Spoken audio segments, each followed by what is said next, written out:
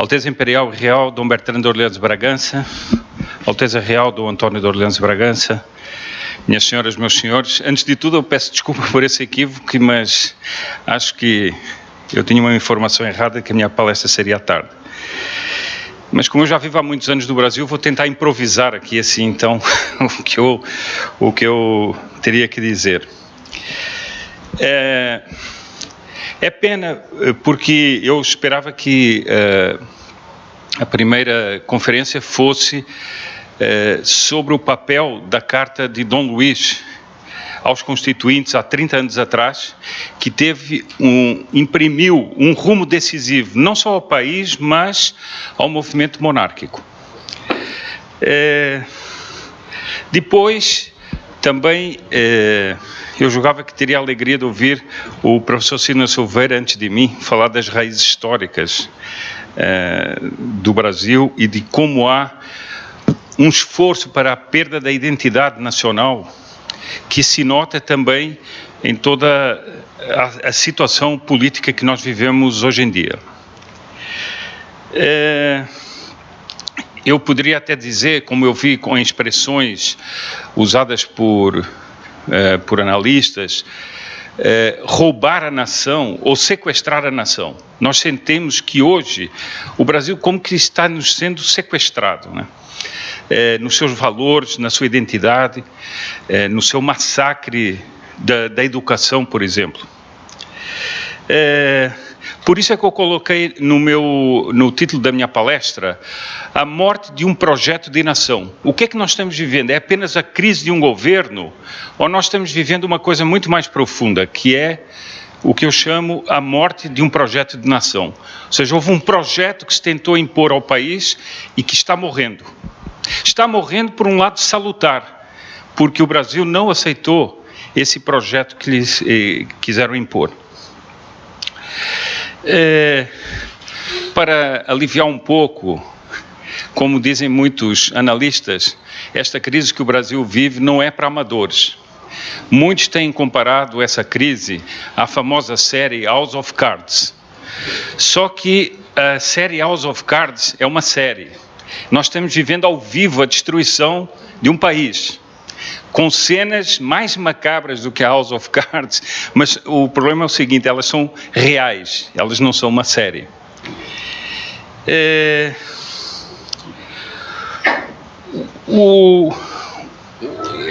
Essa crise tem inúmeros aspectos,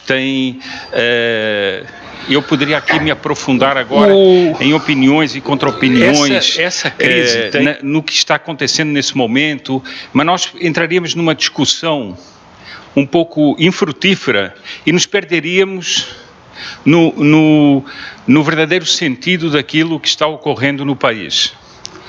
Ao contrário do que muita gente imagina, e eu creio que é assim, o mundo oficial está perdido no labirinto que ele mesmo criou. Nós julgamos que as coisas estão correndo de uma maneira que quem dirige os acontecimentos está com a mão no timão, mas a mim me parece que eles estão exatamente perdidos no labirinto que eles mesmos criaram.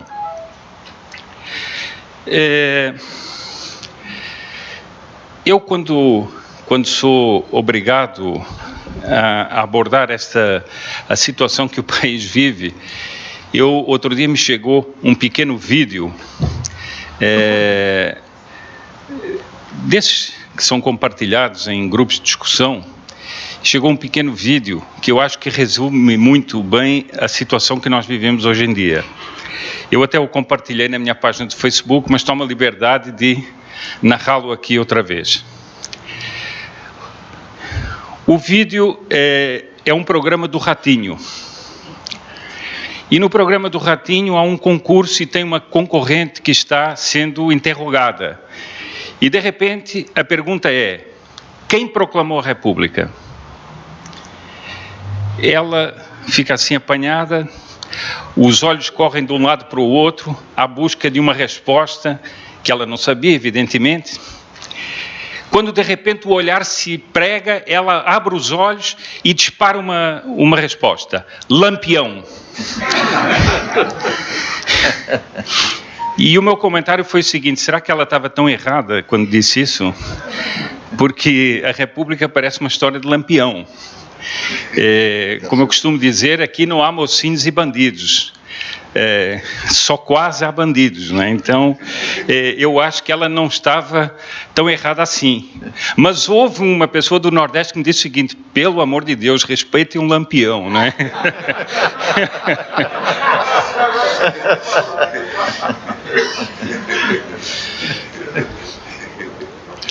Bom, eu começaria por fazer uma divisão na análise que eu vou fazer. Nós, ao observarmos uma situação de um país como o Brasil, podemos analisá-la de vários modos. Uma delas, e é um modo de observar a política, é observá-la da seguinte forma: na política, essencialmente, existem duas coisas. Existem os atores e existem os espectadores. Quem é que eu chamo aqui de atores da política? Bem, eu chamo todas as grandes figuras que atuam no quadro público. Digamos assim, se nós comparássemos a um teatro, todas as grandes figuras que atuam, os grandes atores que atuam no palco. Depois, nós temos o que seriam as figuras centrais, depois nós temos as figuras secundárias da política, que são, digamos assim, em termos de Lampião, são os comparsas que entram na cena, passam rapidamente no cenário, mas também fazem parte dessa encenação que nós assistimos. Depois há outros que não aparecem no palco. Há outros que se mexem nos bastidores. São aqueles que levantam o pano, trocam os cenários, acendem ou apagam as luzes, deslancham a música, mas que são as pessoas que atuam nos bastidores. E depois nós temos os espectadores. Os espectadores não são aqueles, na minha consideração, que nada têm a ver propriamente com o mundo político. Eles apenas assistem de longe à encenação que os atores fazem no palco. Mas esses espectadores têm um interesse. Eles têm um interesse em que a peça seja bem representada. Eles têm interesse em que a peça não desande e não se caia no caos, né? Ora, exatamente a minha palestra vai ser a observação dos espectadores e não tanto dos atores. O que é que os espectadores estão achando? A minha palestra vai ser cena que a observação dos espectadores no palco oficial do Brasil, e não tanto dos atores. O que é que elas acham de tudo o que está ocorrendo? Na realidade, os atores, e esse é um dos fatores mais importantes, os atores, a gente percebe que eles são quase que marionetes mexidas por mãos invisíveis que os vão comandando de um lado para o outro. Ora tomam uma posição, ora tomam outra. Eu já comento daqui a pouco alguns casos concretos que observamos nas últimas horas, porque a nossa crise não é mais de dias, é de horas, né? A cada hora nós temos uma novidade ou uma tragédia nova. Então, nessa tragicomédia que se vai desenrolando, esses atores são, no fundo, pessoas que se mexem de um lado para o outro, muitas vezes por desígnios que são inconfessados e que não se percebem bem.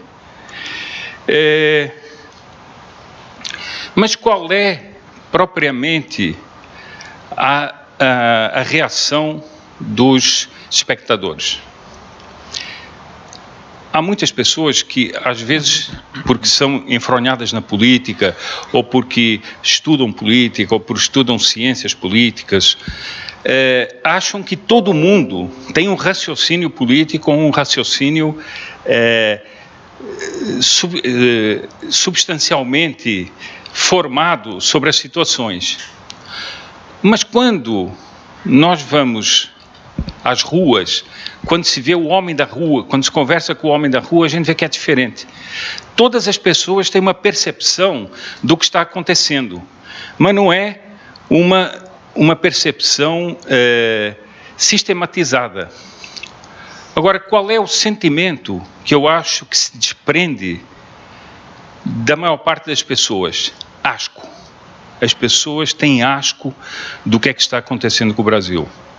As pessoas não queriam que o Brasil estivesse passando por essa situação. As pessoas têm asco da profunda instabilidade que os atores lançam no país. As pessoas têm asco pela incoerência dos políticos e pela incoerência das atitudes. Um dia é uma coisa, outro dia é outra, as alianças que não têm sentido nenhum. Eu outro dia vi um artigo que dizia o seguinte: como é que uma pessoa no futuro vai explicar que houvesse uma ação no Tribunal Superior Eleitoral movida pelo PSDB contra a chapa Dilma Temer, e que esse mesmo PSDB fizesse parte do governo Temer? Como é que a pessoa vai explicar isso no futuro? Esse malabarismo e essa cambalhota. Quer dizer, são coisas assim realmente que difíceis de explicar.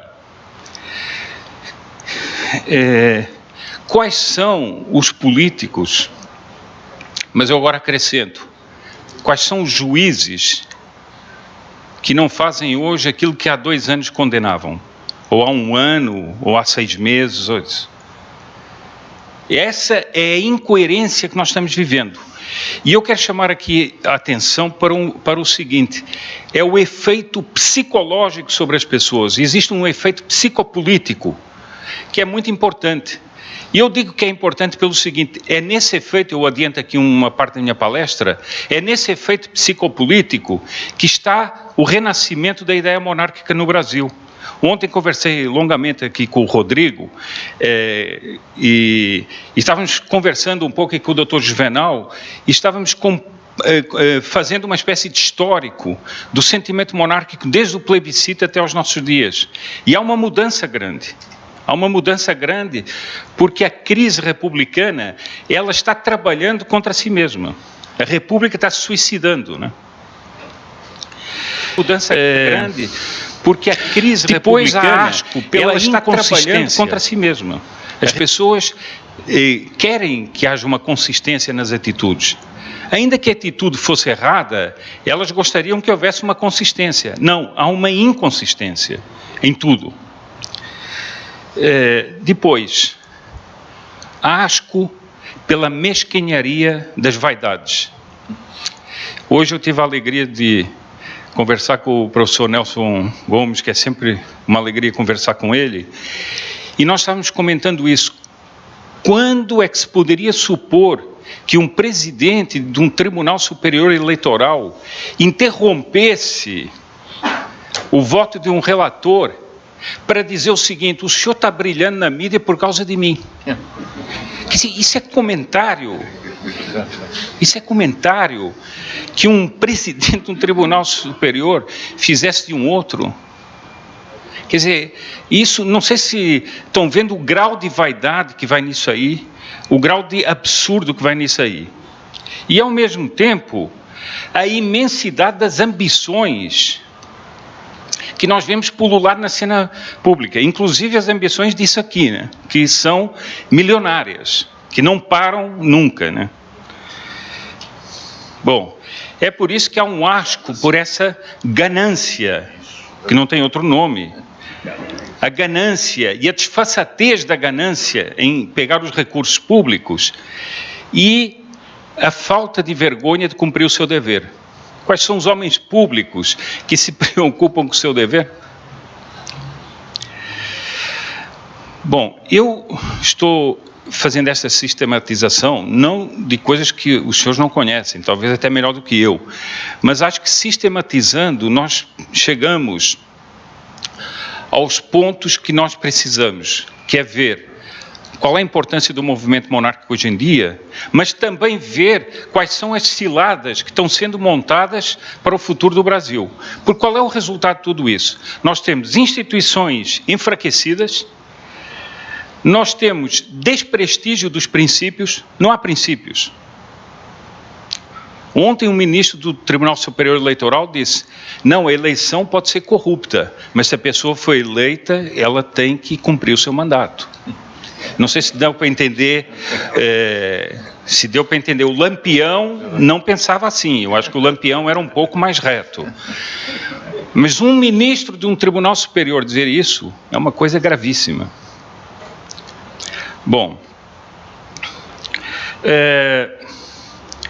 os homens públicos decaem no conceito do povo. Quem são as pessoas que são respeitadas hoje em dia? Eu não vi, mas me relataram uma recente pesquisa sobre a falta de prestígio do Supremo Tribunal Federal. Ora, a justiça, CAMEM, devia ser o resguardo do prestígio da coisa pública. Agora, quando instituições como o Supremo caem no desprestígio, quer dizer que há um câncer tomando toda a vida institucional do país. Agora, eu aqui gostaria de fazer uma observação que seria algo de um alerta. Hoje, eu li um comentário de manhã de alguém que falava que a República se implodiu. É verdade. Mas cuidado, porque é nessas horas que vêm as aventuras. E aqueles mesmos que implodiram a República vão se apresentar como salvadores da República. O Estado de São Paulo, há dias atrás, fazia um comentário inacreditável. Lula se apresentou num discurso outro dia do seguinte, o PT pode ensinar ao país como combater a corrupção. Quer dizer, não, certamente, né? Certamente um observador de dentro, né? Eles podem... Agora, mas vejam bem, isso é gravíssimo, que um homem que é público, que está sendo processado, apresentado como chefe de uma organização criminosa, tenha a desfaçatez de dizer, não, nós podemos ensinar como é que se combate a corrupção. Não sei se dá para perceber o grau de deterioração das coisas. Mas agora começam as novidades. Não, se nós fizéssemos uma constituinte, estava tudo resolvido. Se nós fizéssemos tal coisa, estava tudo resolvido. E esse, eu acho que é exatamente o perigo que nós vivemos. Uma aventura feita pelos mesmos que destruíram, para dizer que há uma maneira salvadora. O Brasil parece um navio que navega por um mar revolto e está fadado a naufragar. Eu tenho recebido na internet muitas mensagens de pessoas que eu não conheço e que dizem o seguinte, olha, eu acho que o Brasil, ou achava que o Brasil não tinha mais salvação, não tinha mais saída. Você se sente acantonado sem saída. Mas eu, estudando, ouvindo uma palestra sobre monarquia, eu disse, talvez aí esteja uma luz para nós sairmos dessa situação.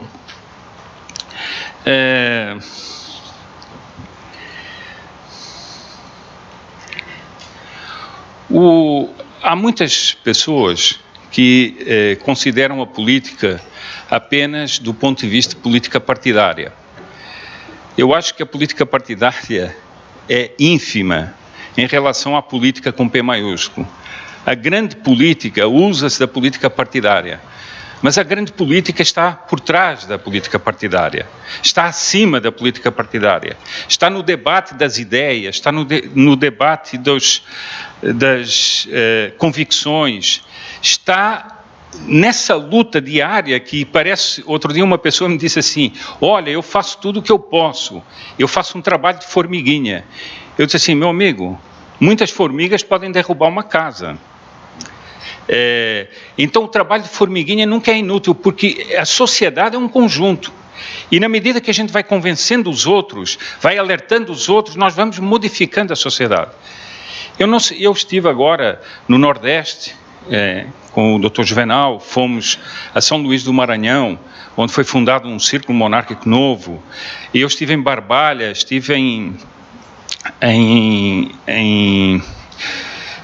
outras cidades do Cariri, em Juazeiro do Norte, e o que eu observei foi o seguinte: o que é que pensam as pessoas que estão longe do Carnaval de Brasília? Que estão longe daquele circo montado, em que é o circo é o circo dos palhaços, e com a imprensa em cima. Mas o que é que pensam as pessoas? Essas pessoas que estão no fundo do Brasil, que estão em outras regiões, que estão longe disso tudo. Sabem o que é que me impressionou? Muitas pessoas jovens, às vezes bem jovens, estão conversando normalmente o seguinte: e se o Brasil voltar a ser uma monarquia? Isso é muito diferente do que havia no plebiscito de 93, que havia mais ou menos uma corrente que já tinha convicções monárquicas. Agora não. Agora há um despertar de pessoas que se perguntam: será que a monarquia não seria realmente uma solução? Eu estava num colégio e a diretora do colégio me apresentou uma moça que era uma estudante e disse: olha, ele aqui trabalha com os príncipes, etc. Você sabe que é uma família imperial no Brasil? E ela disse: sei. Na nossa classe nós estamos discutindo, uma menina com 14 anos, nós estamos discutindo se não é melhor voltar à monarquia. Porque isso não está dando certo, não. Tem muita bagunça aí. Agora, isso era uma coisa impensável. Eu digo que há um ano atrás era impensável.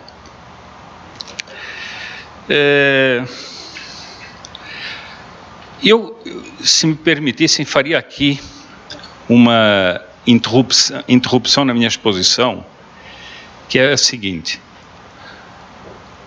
a crise que nós estamos descrevendo aqui não é tão grave que é mais ou menos insolúvel.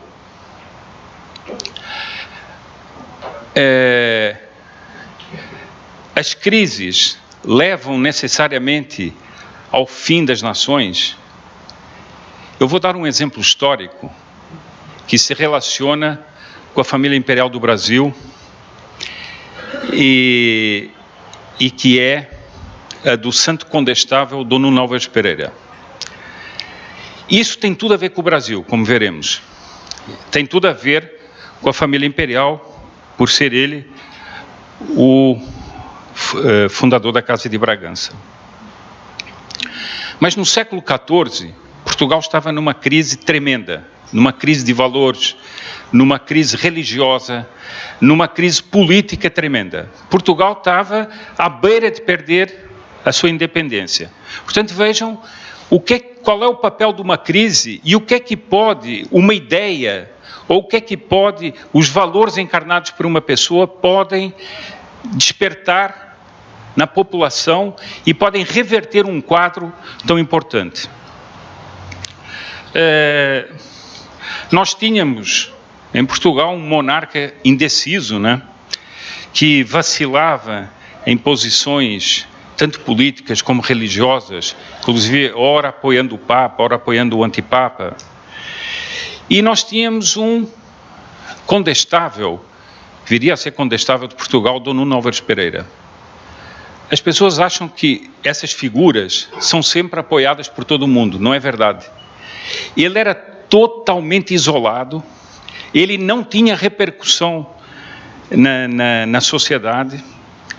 Como dizem os historiadores, Portugal estava adormecido, Portugal estava afundado num sono profundo. Então, ele teve que não apenas afirmar os princípios, mas ele teve que resgatar esse povo para uma posição que fosse despertar do seu letargo. Ele era um homem com espírito de fé, com espírito combativo, com sagacidade política, com senso de honra a erguer-se contra essa pasmaceira em que estava Portugal. Há um cronista que faz uma descrição muito interessante que eu tomo a liberdade de ler aqui, que são 3 linhas, mas que definem bem e que se podiam ser aplicadas hoje ao Brasil de hoje. No meio da unanimidade apática e da resignação passiva com que todos aceitavam a ditadura da vileza e a perspectiva do fim do reino. Eu vejo que há muitas pessoas, às vezes, e isso é uma das coisas, enquanto português, que me indigna bastante, que são brasileiros falando mal do Brasil. Não, o Brasil não tem jeito, o Brasil é um lixo. Isso não é verdade. Isso não é verdade. O Brasil tem mostrado ao longo da sua história que não é isso. E essas pessoas que incutem esse desânimo, elas são tão culpadas como aqueles que geram a crise. Nós não podemos permitir que isso seja o móvel nosso. Nós não podemos permitir o desânimo, nós não podemos permitir o entregar os pontos. Sabem que quando ele decidiu, bem jovem ainda, que ele iria lutar para que Portugal não perdesse a independência, todo mundo dizia o seguinte: largue isso, esqueça isso. Isso é uma aventura louca, isso é jogar-se num poço profundo de insucesso, não faça isso. Ele, entretanto, via os desígnios da providência para Portugal, via o percurso histórico de Portugal, acreditava num futuro que os outros não viam. E eu já vou mostrar a transformação que ele fez em Portugal.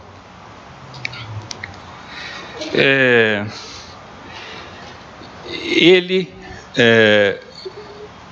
fez articulações políticas, ele venceu as resistências da nobreza, ele congregou as populações mais simples, ele conseguiu reunir exércitos, mas vejam bem, os livros contam que ele chegava a passar nas cidades atrás de pessoas para integrar os exércitos deles, e passava numa cidade e conseguia 2 pessoas.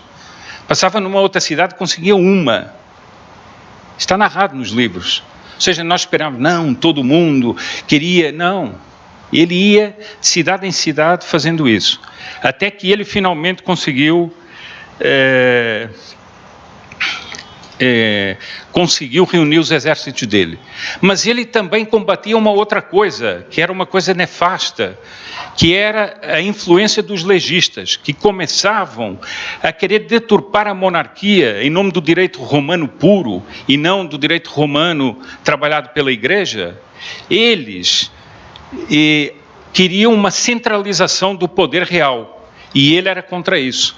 E ele também, então, no meio disso tudo, ele combatia essa nova influência que ia ser muito prejudicial às monarquias. E ele era a favor de um poder descentralizado, como eram as monarquias orgânicas. Bom, ele, depois de organizar o seu exército, começa a ter batalhas famosas. Batalhas que ficaram na história de Portugal, não preciso falar aqui de Aljubarrota e outras. E há um fato que me toca sempre muito, para ver o que era a têmpera desse homem, é que na famosa Batalha de Valverde, ele foi atingido num pé, mas continuava a batalhar até que de repente ele desapareceu da batalha. Bom, e todo mundo foi atrás dele, porque inclusive as tropas dele estavam perdendo.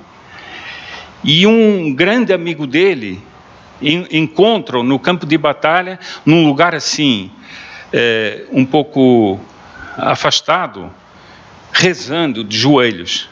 E ele diz o seguinte: mas mestre, as nossas tropas estão sendo dizimadas, nós estamos morrendo, nós estamos sendo derrotados.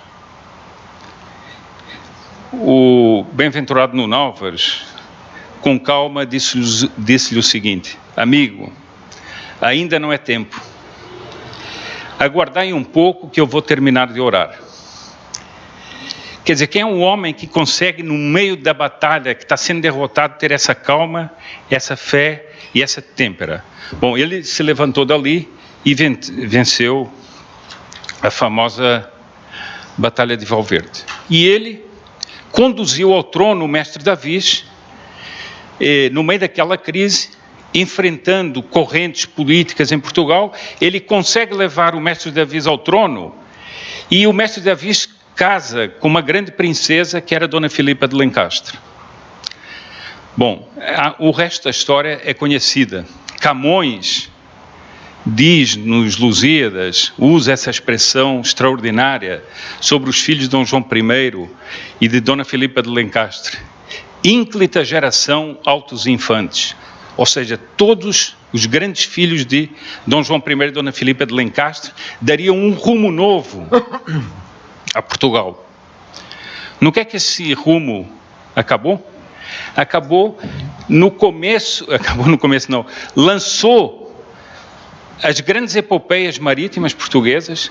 Portugal conquistou, foi para todas as partes do mundo. Ainda hoje falava com o professor Nelson Gomes sobre a Índia, né? Sobre as coisas da Índia, o que Portugal fez ali. Portugal foi difundir a fé, mas Portugal foi também levar a civilização. Há estudos, por exemplo, que falam da revolução dos alimentos feita pelos portugueses, os alimentos que eles trouxeram de todas as partes do mundo e foram levando para outras partes, etc. E isso foi a obra dos portugueses. De onde é que ela nasceu, essa obra grandiosa? De onde é que ela nasceu? De uma profunda crise. De uma crise em que Portugal estava quase desaparecendo. Não sei se dá para notar como a crise pode ser a oportunidade de um país dar um grande salto e de um país voltar a reencontrar-se com o seu destino histórico. Há um historiador português que diz o seguinte: em toda a epopeia portuguesa, o Brasil foi o lugar onde Portugal se excedeu a si mesmo. Ou seja, a obra que os portugueses fizeram aqui e que depois foi lançada, essa obra é o Brasil. Por isso é que me dói muitas vezes quando eu vejo brasileiros dizendo o seguinte: não, esse país não vale nada, etc. Não, esse país é grandioso. E Dom Bertani diz uma coisa que eu concordo muito: sendo europeu, sobretudo é grandioso pelo povo que ele tem. E quantas vezes a gente vai pela Europa, que é um escrínio da civilização, mas a gente vê o seguinte: quanto aqueles povos às vezes já perderam um certo senso e uma certa admiração e uma certa profundidade que nós encontramos no Brasil.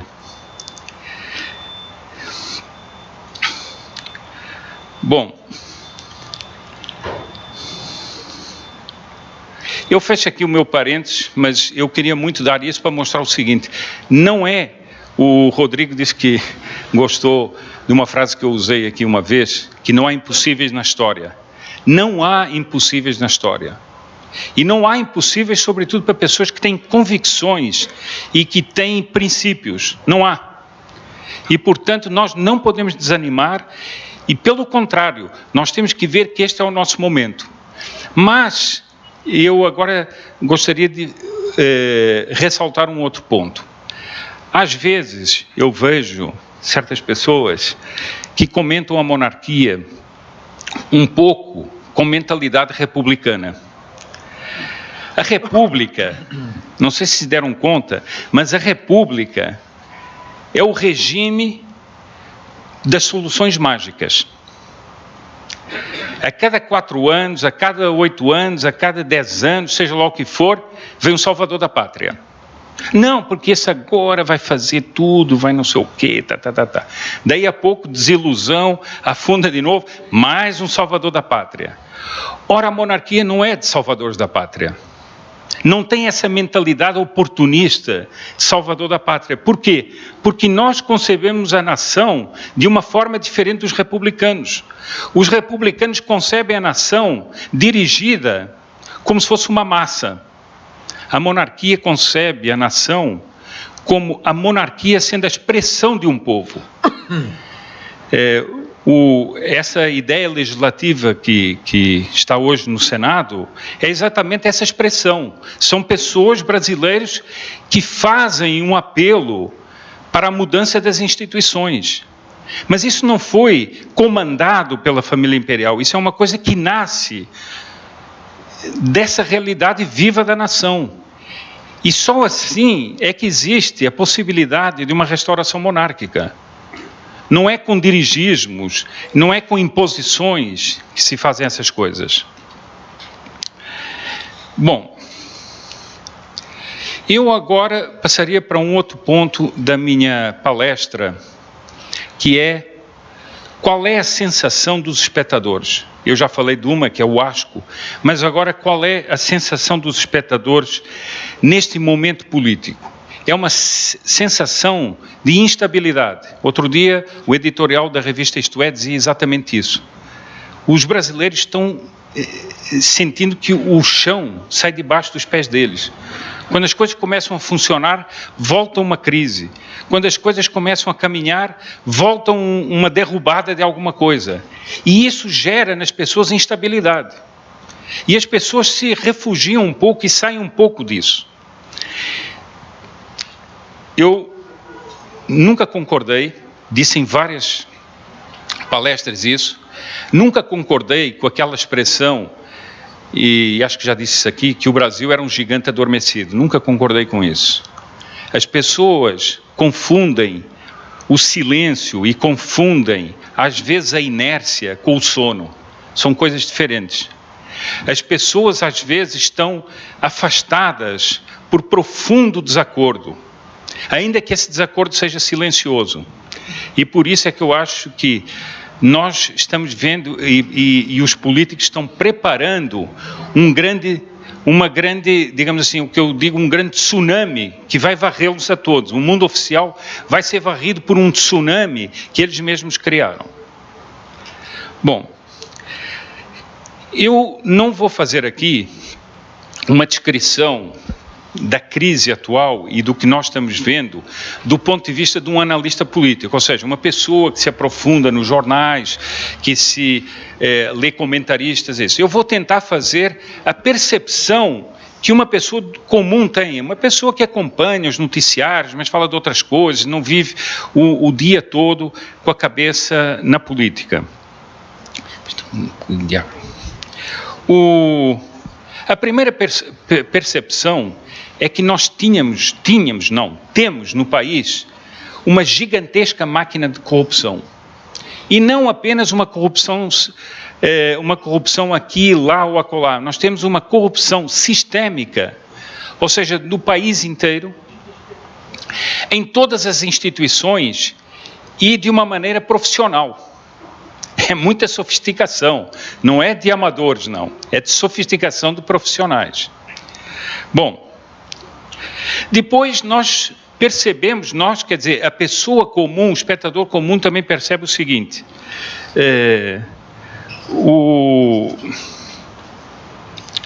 ela percebe que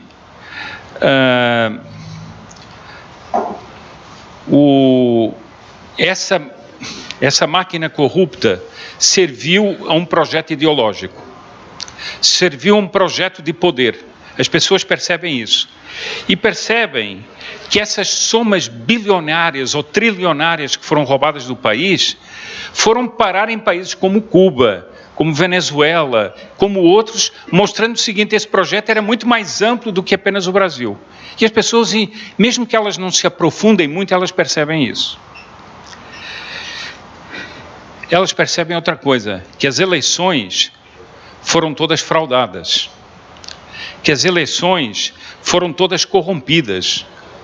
Ora, isso é a essência daqueles que se dizem a favor da democracia representativa.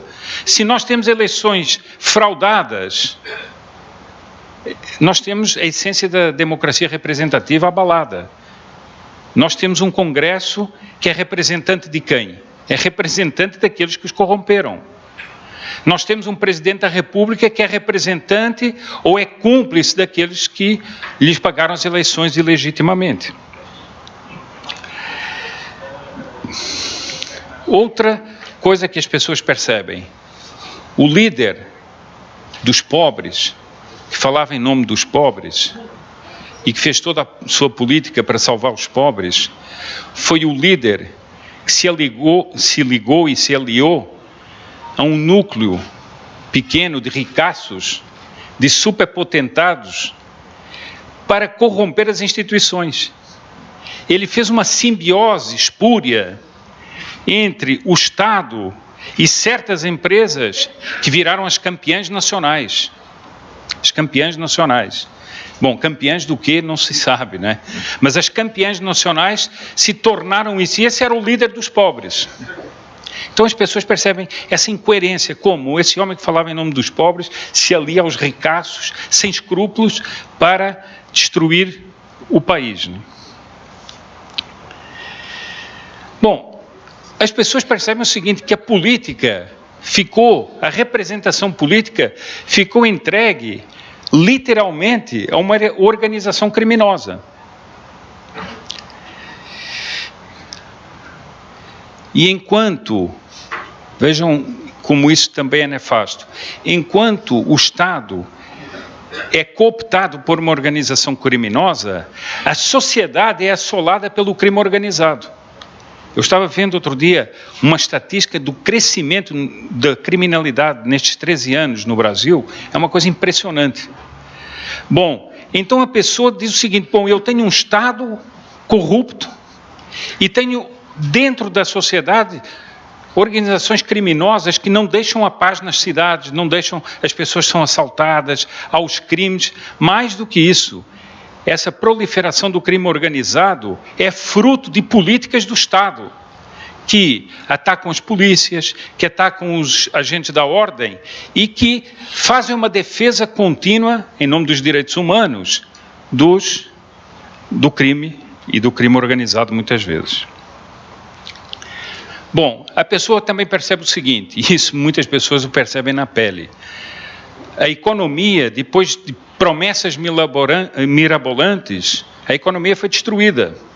E ela está tendo uma crise concreta que se reflete em desemprego, que se reflete em fechamento de empresas, que se reflete numa coletivização cada vez maior do Estado, e do Estado impondo impostos cada vez mais. Ontem nós estávamos conversando aqui, o Estado do Rio de Janeiro é um exemplo concreto de como se leva um Estado à falência. Uma organização criminosa leva um Estado à falência. E depois o descaramento dos políticos, não, agora você aí paga a conta. Como? E nós que somos as vítimas é que vamos pagar a conta. Não sei se percebem como isso deixa as pessoas revoltadas por dentro. Bom, a educação. Nós vamos ouvir aqui a pessoa que é o máximo responsável pelo Escola Sem Partido, que é o Dr. Miguel Najib. Mas o príncipe Dom Bertrand e eu tivemos outro dia a oportunidade de ver uma palestra dele. O que está sendo feito na educação do Brasil é uma verdadeira máquina trituradora de consciências. É uma verdadeira máquina de esmagar as opiniões, de liquidar com as consciências das pessoas e impor coisas, uma ideologia de esquerda em todos os níveis, desde uma criança até... Ele passou um vídeo de uma professora que dizia, trabalho com crianças de 3 a 6 anos e eu vou impor a ideologia de gênero a essas crianças. Agora, isso é uma seita ou é o quê? Isso é uma seita. Bom, como eu dizia antes, nessa situação de derelício das instituições, a justiça ainda era para onde as pessoas se voltavam um pouco com esperança. Ora, nos últimos tempos, e agora vou comentar 2 coisas concretas, gravíssimas. Nos últimos tempos, houve 2 atitudes da justiça que deixaram profundamente abaladas as pessoas e revoltadas. Se há, nessa organização criminosa que tomou conta do Brasil, um homem que está sempre presente em todos os crimes, chama-se José Dirceu. O mentor dessa organização criminosa, o mentor ideológico, eu peço que vão à procura do discurso de posse dele no primeiro governo do Lula, em que ele diz o seguinte, nós ficaremos no poder 30 anos e nós imporemos o socialismo ao Brasil. Isso é o discurso da posse dele. Ora, esse homem que trabalhou para fazer tudo isso, Esse homem é solto pelo Supremo Tribunal. Mais do que isso, o jornal Folha de São Paulo o convida para ser colunista. E eu não sei se todos leram o primeiro artigo que ele escreveu na Folha de São Paulo.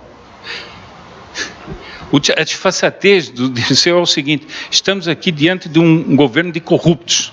Quer dizer, o sujeito já foi condenado a, sei lá, não sei quantas vezes por corrupção, e ele diz que estamos diante de um governo de corruptos.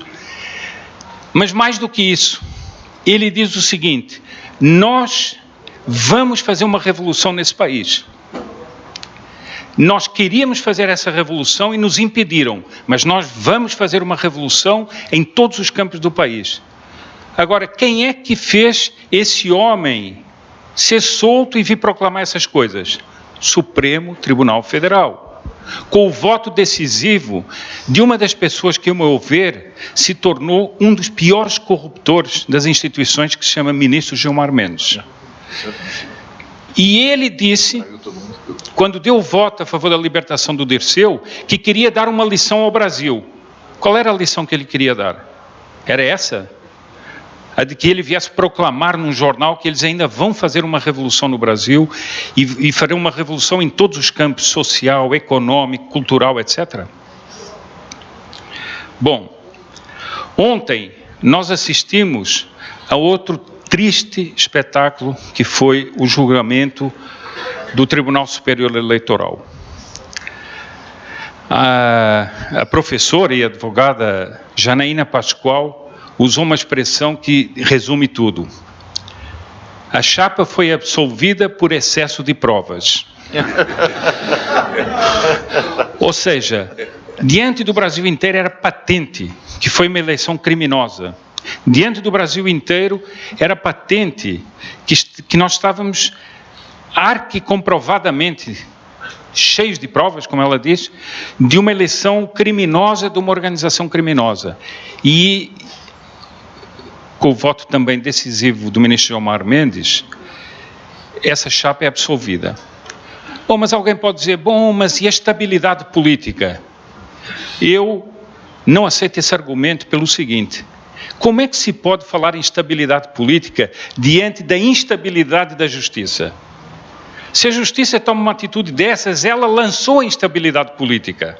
É ela que lança a instabilidade política. Se não há estabilidade das leis, existe o quê? A instabilidade das leis, que é a coisa mais grave que um país, em certo sentido, pode ter. Bom, mas não é só isso. Quais são as consequências para a frente? Isso é a consagração do sistema que foi implantado no país de corrupção das instituições. Porque se aquela eleição para a qual colaboraram todos os crimes possíveis, ela é absolvida, essa chapa é absolvida, nós temos o quê? A consagração desse sistema. Quem é que no futuro pode ser condenado por ter feito as mesmas coisas? Não sei se percebem o alcance e a gravidade disso. Portanto, essa história de dizer que nós estamos diante de uma decisão que é para manter a estabilidade do país, eu digo exatamente o contrário. Ela lançou e ela achincalhou o poder judiciário de uma maneira nunca vista. Mas nós não paramos por aí. Nós temos hoje uma guerra institucional aberta. Temos Procuradoria-Geral da República atirando no Supremo, nós temos Supremo atirando no Congresso, nós temos o Congresso atirando no Presidente. Quer dizer, nós estamos numa guerra institucional. Ora, isso é altamente prejudicial a um país. Quando nós vemos as instituições do Estado, uma coisa é o debate democrático, outra coisa é a guerra aberta entre instituições. Então, o que é que aconteceu? Os atores, para voltar à metáfora dos atores, nos conduziram a uma espécie de beco sem saída. Ele não é um beco sem saída, exatamente pelo seguinte, porque nós vamos ver que muitas reações, eu já tinha falado, Miguel, no Escola Sem Partido aqui, mas eu vou dizer o seguinte, todo o trabalho que foi desenvolvido pelo Miguel e todos os que colaboram com ele, teve resultados concretos no Brasil. Nós vimos aqui, graças a Deus, no Rio de Janeiro, o Colégio Pedro II, que tinha virado um antro, né, dessa ideologia, foi arrebatado de volta pelos pais que queriam uma educação decente. Portanto, a ideia do beco sem saída é falsa, mas é onde a impressão que nós temos é que nós estamos num beco sem saída. E, na realidade, o regime democrático virou uma ficção. Desculpem, falar de eleições do quê? Falar de eleições do quê? Isso parece mais escolha de líderes da organização criminosa, né? Não, você vai para lá, o outro vai para cá, etc. Bom, eu até faço aqui um parênteses sobre a reação psicológica de muita gente. Não sei se perceberam, por exemplo, todo mundo está falando em 2018. Não, 2018, quem é que a gente vota? Quem é que a gente não vota? Como é que vamos fazer, etc. Não sei se perceberam que a reação das pessoas diante da eleição é mais ou menos como um sujeito que está preso num calabouço e está à procura de uma porta, ou de uma janela, ou de uma fenda na parede para fugir. E diz assim, como é que eu fujo daqui? Ah, não, tem 2018, vamos ver se a gente consegue fugir, né? Mas a reação psicológica é essa, não é da escolha democrática, de um debate democrático, é a fuga. Vamos ver se conseguimos nos libertar disso aqui. Ora, isso é altamente nefasto para o desenvolvimento das instituições e o funcionamento das instituições. Nós temos, portanto, muita confusão, temos valores destruídos, temos uma situação econômica comprometida e temos a normalidade da vida abalada, com o crime, com outras coisas. É por isso que eu acho que muita gente, porque quando nós vemos uma situação muito insana, o homem tem uma reação natural, que é reservar-se e fechar-se em si mesmo, nos seus conceitos de bom senso, nos seus conceitos de valores, para tentar se preservar da loucura que está dominando a cena pública. E é por isso exatamente que eu acho que muitas pessoas pensam na monarquia. Elas não pensam na monarquia, sobretudo por uma solução política. Claro que pensam nisso, mas elas pensam o seguinte, a monarquia tem algo de sadio, tem algo de tranquilo, tem algo de sereno, a monarquia tem algo de digno, a monarquia tem algo de honrado, que todas essas coisas foram desaparecendo. Eu até tomo a liberdade de chamar a atenção o comunicado que Dom Luís lançou há dias e que teve bastante repercussão sobre a situação do país.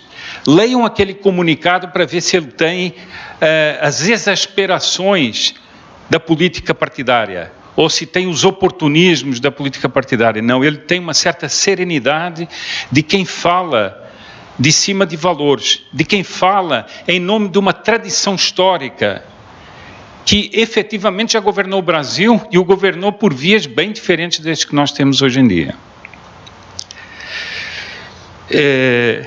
Eu leio muitos jornais, revistas, etc., não vou aqui massacrá-los com leituras de artigos, nem nada disso, mas vou tomar a liberdade de pegar duas pessoas que escreveram nos últimos dias artigos, um na Folha de São Paulo, o outro no Estado de São Paulo, e que em poucas palavras definiram o que é que nós temos.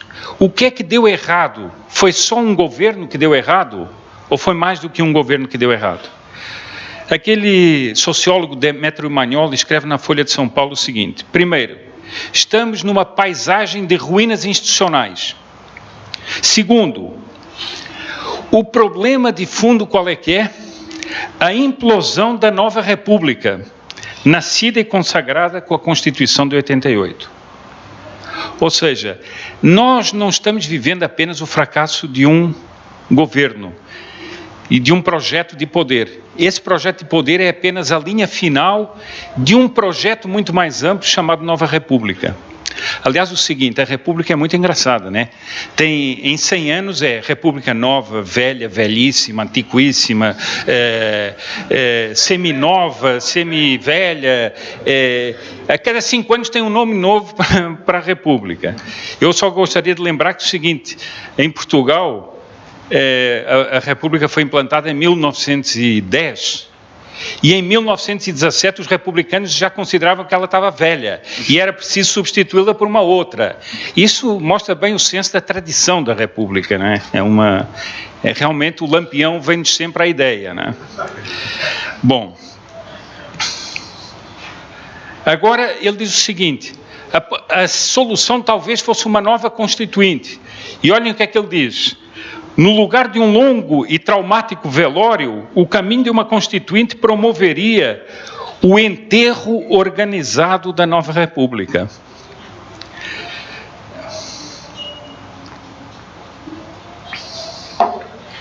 Bom, depois, uma pessoa que é aqui do Rio, da PUC do Rio, Luís Werneck Viana, que é um dos maiores, ou talvez o maior especialista em gramscismo no Brasil, em obras de Gramsci no Brasil.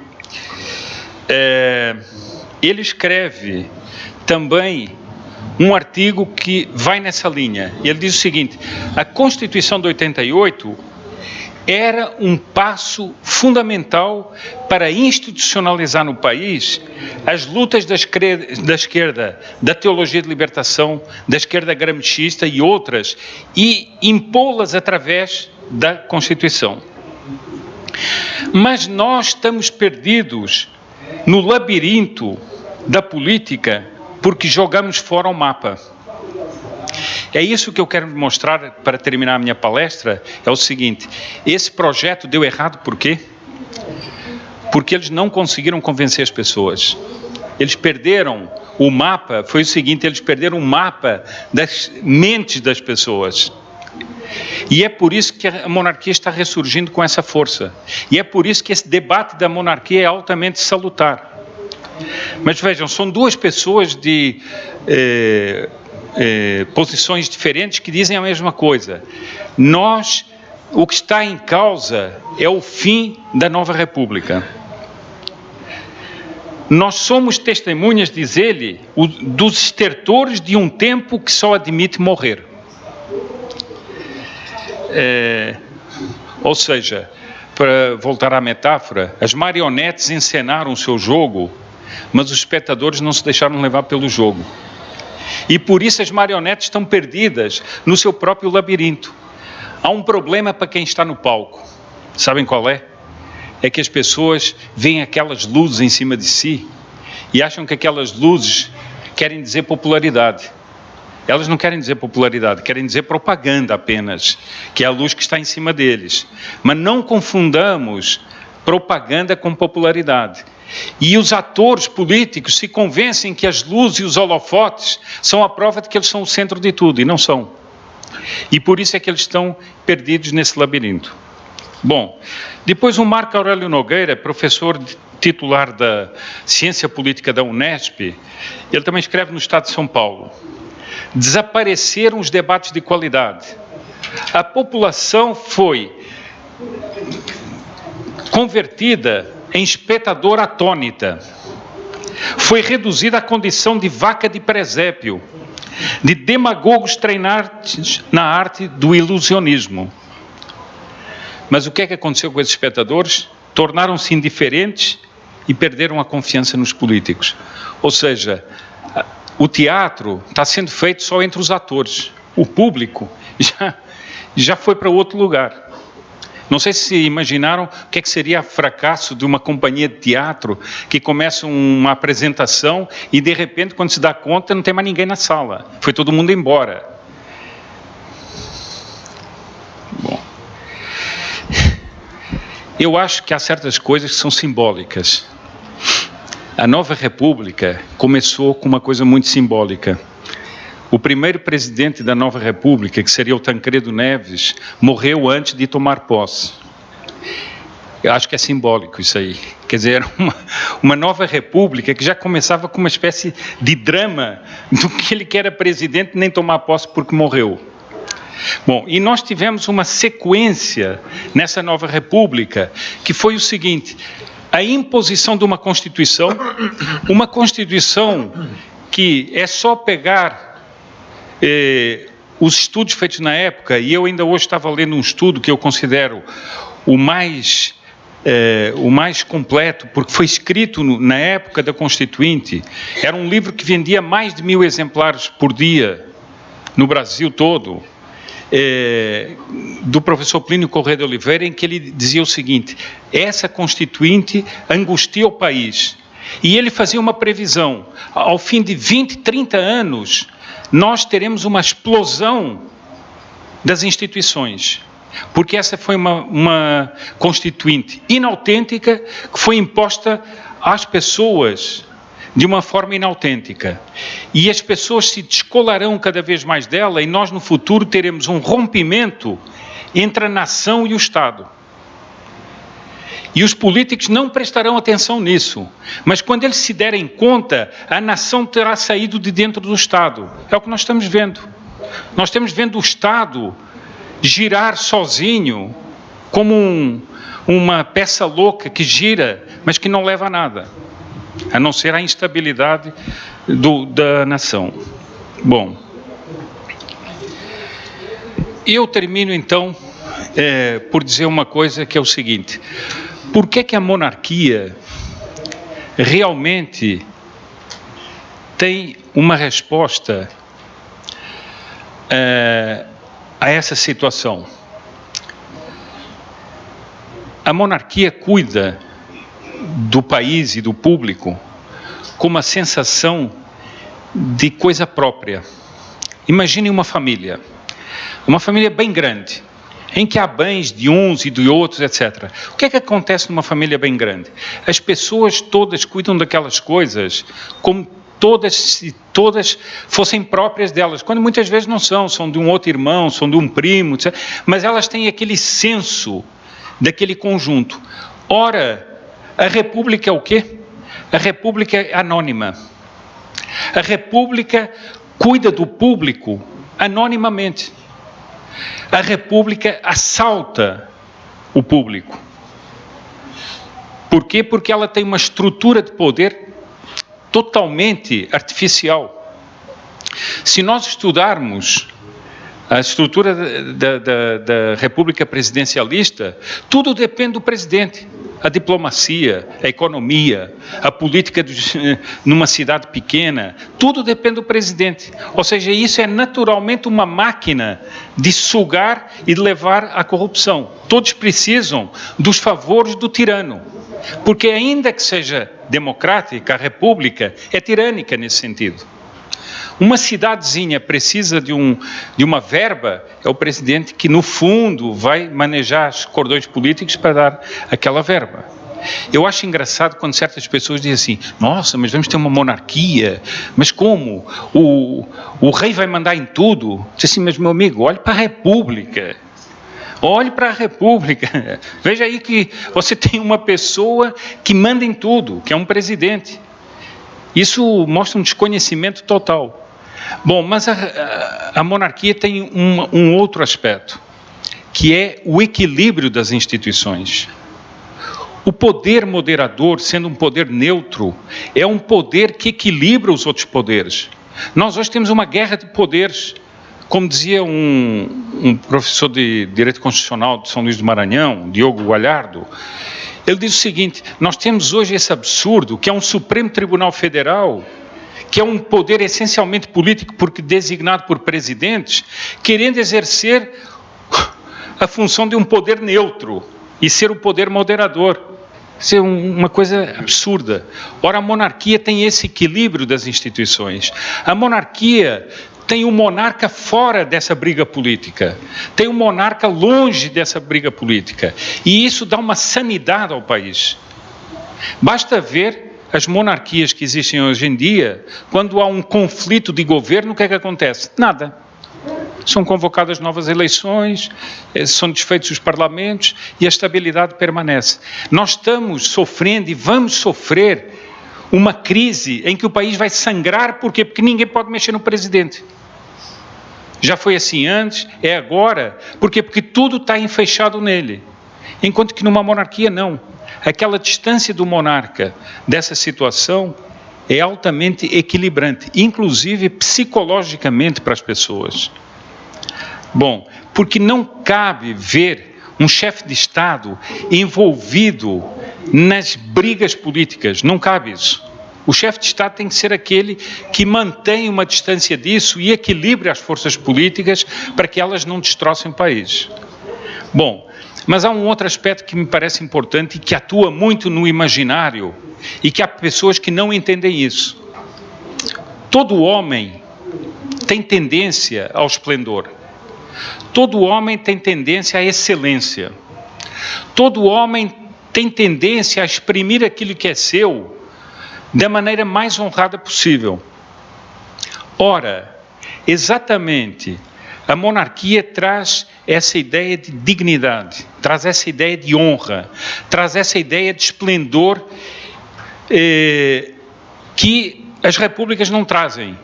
Eu pergunto o seguinte, o que é que todos acharam aqui das gravações que nós ouvimos de Lula, Dilma falando e outras pessoas falando? Aquilo são pessoas que estão cuidando da coisa pública, são as maiores autoridades do país, falando a mais baixo calão, tratando as instituições daquela maneira. A pessoa, o que é que se sente? A pessoa sente-se desonrada com aquilo. Agora vejam, por exemplo, a Inglaterra. Vejam aquela distância da rainha em relação aos acontecimentos imediatos. Ela não fica falando a toda hora, não fica dando entrevista a toda hora, não fica aparecendo, etc. Por quê? Porque ela precisa manter uma certa dignidade do país. Assistam a um debate no Parlamento inglês e depois assistam no Congresso Nacional e tirem as suas conclusões para ver o que é debate político honrado e o que é digamos assim, a palhaçada institucionalizada de um debate político. Eu outro dia estava vendo um debate e o deputado está lá falando e o presidente da mesa sai, vai-se embora e vai falar com outro, que diz, que é isso? Onde é que está? O que é que aquele sujeito está dizendo ali? Não está dizendo nada, então. Agora vejam se existe isso no Parlamento inglês.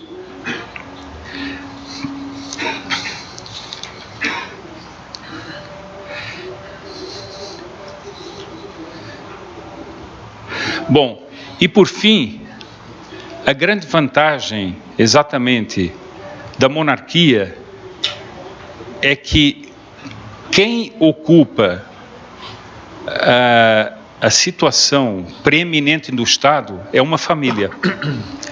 Ora, a sociedade é composta de famílias e a sociedade, as famílias gostam de se ver refletidas numa família que historicamente trouxe ao país muitas vantagens, muitas glórias, muitas conquistas. E as pessoas, as famílias têm essa confiança numa família. E eles sabem que é uma família que se perpetua, não é aquele fulaninho nem aquele outro fulaninho, não, é uma família. Isso é talvez um dos fatores mais importantes para dar equilíbrio emocional, equilíbrio psicológico a uma nação. E por isso é que eu acho o seguinte, o debate hoje está aberto para nós. E termino com a seguinte análise. Vejam como a história se entrecruza. Há 30 anos começava a nova república. Grosso modo falando, há 30 anos começava a nova república. Essa nova república foi consagrada numa Constituição. Há 30 anos, o príncipe Dom Luís interpelou os constituintes e disse, se vocês querem um regime de liberdades no país, então deem liberdade para a corrente que é a mais perseguida do país. Há quase 100 anos que nós não podemos falar. Sejam coerentes. E ele conseguiu que isso fosse assim. ele conseguiu mudar esse rumo da história. Ele conseguiu que a cláusula pétrea fosse derrubada e os monarquistas tivessem liberdade para difundir suas ideias. Nós estamos vivendo hoje o resultado prático de um ato que foi um ato sapiencial e um ato sereno, mas firme, interpelar a coerência. Então nós hoje temos uma corrente que pode proliferar, pode fazer encontros, que pode falar nas ruas, pode fazer uma ideia legislativa, pode fazer tudo isso devido a uma atitude sábia de há 30 anos atrás. Então, ao mesmo tempo que a nova República está implodindo, o resultado de 30 anos atrás da atitude de Dom Luís está se vendo na prática hoje, em concreto, com esse crescimento dos ideais monárquicos. Relembro só uma coisa. Houve 2 partidos que votaram para que a cláusula pétrea permanecesse, PT e PCdoB. Eles não queriam que essa liberdade fosse dada aos monarquistas. Eles que tanto apregoam a democracia não queriam, entretanto, dar essa liberdade aos monarquistas. E seria isso que eu tinha para dizer.